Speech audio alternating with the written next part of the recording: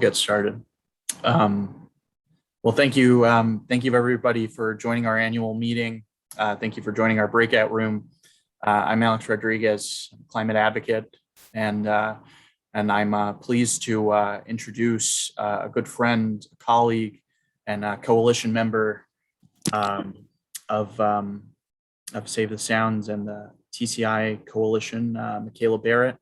Michaela Barratt is a youth organizer with Radical Advocates for Cross-Cultural Education. She's a Waterbury Public Schools and UConn alumnus. Michaela became passionate about fighting for social justice when she learned about the various systems in our country that purposely perpetuate inequity and disadvantage minorities.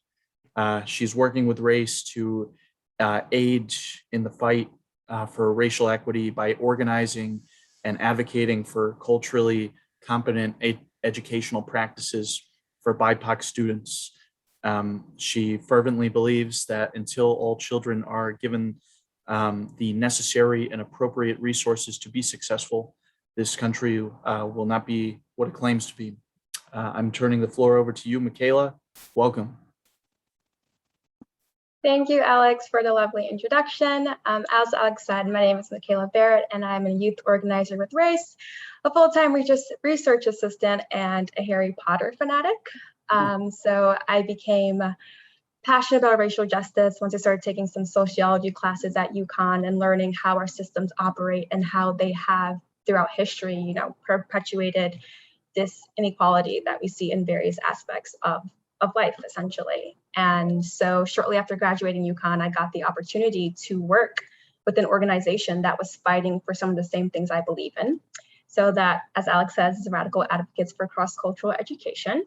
And while we do fight for culturally competent education practices in our Waterbury public school systems and statewide, we also understand that our children, they don't have an equitable learning environment if the air that they're breathing isn't pure, clean, if they're breathing in toxins. And so when we got the opportunity to jump on the Transportation Climate Initiative, we jumped into it. And by no means are we experts in environmentalism, but we do understand that there is this intersectionality that we must address if we are advancing racial justice, like we claim to. So I'm just going to, hello. I'm going to go ahead and share this presentation that I put together. Okay. So racial justice is environmental justice. Over the past months, I have teamed up with Alex from Save the Sound, and essentially what we've been doing is going out and educating other racial justice organizations about TCI and how it can advance racial justice. Oh, wait, there we go. So this is what the last event that we did. We partnered up with New Britain Racial Justice, and we did a cleanup in a nearby park. And after that cleanup, we got together and we talked about TCI. So what is TCI? As I said before, it stands for the Transportation Climate Initiative.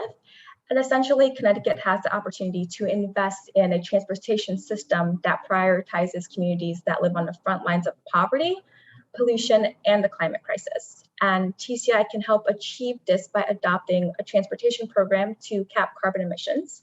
And this program is thought to generate millions per year for clean transportation programs, but must ensure stronger equity commitments first.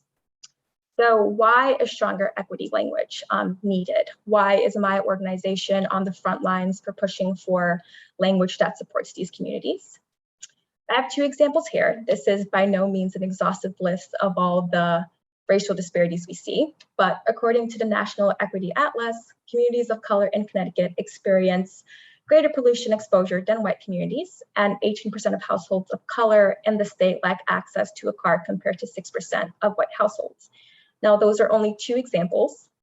However, you can really see how it causes these great effects and disparities in communities. So prolonged exposure to transportation pollution leads to higher rates of asthma and other respiratory diseases. So that means our students in Waterbury, they have higher rates of asthma. They're staying home from school because they're sick on their journey to school. When they're walking, they're breathing in toxins essentially. And when you look at it that way, it is a problem, but you don't really see it in the grander scheme of things. But however, look at COVID. People who have respiratory ailments, they're more likely to die from COVID. They're more likely to be get sick, more sick. And even in the rates, you saw that communities of color, they were really impacted by COVID and they were suffering greatly. So that's just one example, but you can see how far it stretched and the devastating impact it has. And also lack of cars and a reliable city transportation system cuts off access to high paying jobs. The train system in Waterbury, the train is always shut down. There's a chance that you're gonna get stuck and they're gonna give you a bus voucher to go wherever you need to go. But for example, I work in Hartford and I live in Waterbury. To get to Hartford, I would have to, it's basically a 2-hour trip one way. I would have to go to another city, which is New Haven, I believe, and then New Haven to Hartford. And that doesn't affect me per se because I have a car. But what about the other people who perhaps there's a high paying job in Hartford, but they can't get there? So like I said, it seems small, but when you think of it in like a bigger context, it has devastating effects. So there's no equity without justice. And this is something that we are on a mission to explain to other racial justice organizations, that these are intersectional. And if we really want to advance racial justice, which is like the core of our mission, we also have to get behind environmental advocacy and make a stance. And how can we use TCI to alleviate racial disparities? So my organization has been fighting for months to put it in language, basically, that 50% of the proceeds from this program gets invested into communities of color. And on top of that, these communities will also have a say in how this money is spent by creating an equity and environmental justice advisory board. And this just ensures that people who don't really understand the impact of transportation pollution and lack of transportation, they don't have the ability to come into these communities and make decisions. Because often when that happens, we don't see real change. So that is the end of my presentation. I'm going to attempt to stop, but my Zoom capabilities suck right now. Oh, okay. Let me just. Okay. Oh wait. Oh, thank you, Alex. You're the best.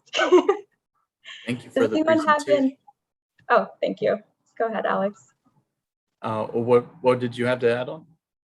I was going to ask, does anyone have any questions about any of the things I just presented? Michaela? I have. Oh, George. Hi, that was a very interesting presentation. I was very interested in that Equity and Environmental Justice Advisory Board. I live on Long Island in the town of Brookhaven. We're going through some significant issues.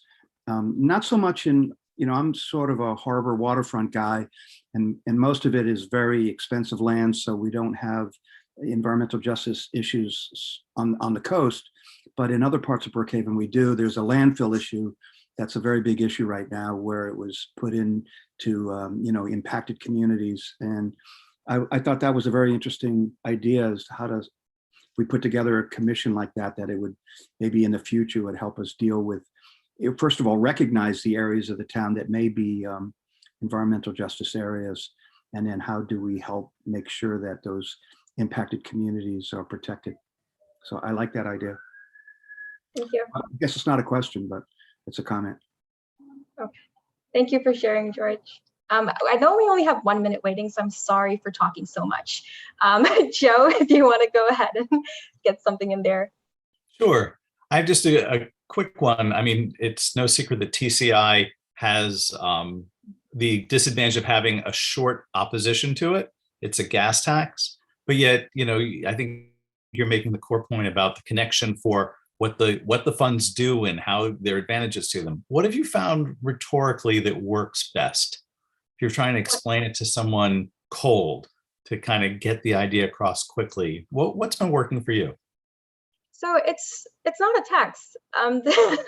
We see that gas prices fluctuate naturally on their own. So it's not a tax, but I also say to people, well, are you willing to pay whatever extra at the pump, whether it be 5 cents, 6 cents, to ensure that your children have clean air to breathe? Do you know about all the inequities that are in your city? Do you know how pollution is affecting you? And if you did know, what would you do to make a change? Like, we're going to experience gas fluctuation anyway. So if we are, it might as well be towards something, you know, where we can control in some sort. I hope that answers your question.